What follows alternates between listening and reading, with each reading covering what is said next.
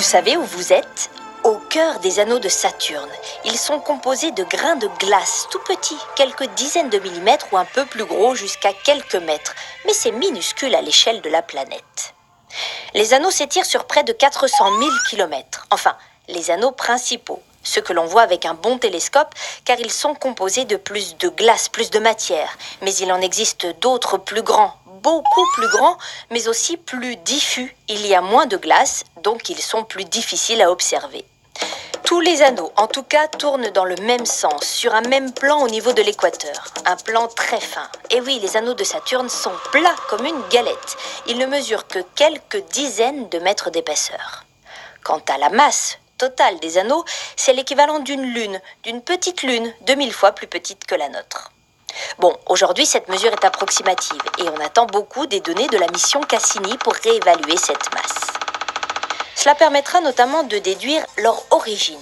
Un astéroïde ou un satellite naturel qui se serait trop approché de Saturne et qui se serait disloqué à cause de la force d'attraction de la planète? Ou bien les restes de la nébuleuse, cette soupe de matière qui existait à la naissance du système solaire? Ce qui est sûr, quelle que soit l'origine de cette glace, c'est que si les anneaux existent, c'est grâce à leur position autour de Saturne. La glace se trouve en effet en deçà de ce que l'on appelle la limite de Roche, en deçà de la distance à partir de laquelle la force d'attraction de la planète, très puissante, empêche les morceaux de glace de s'agglomérer. Saturne possède une soixantaine de lunes, de satellites bien différentes.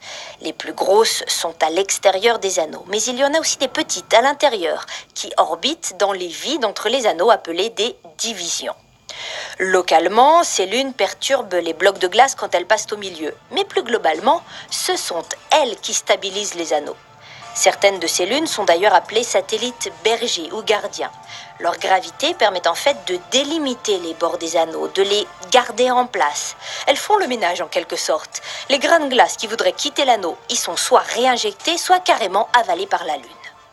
D'autres planètes, comme Uranus ou Neptune, possèdent aussi des anneaux, mais moins massifs, moins visibles.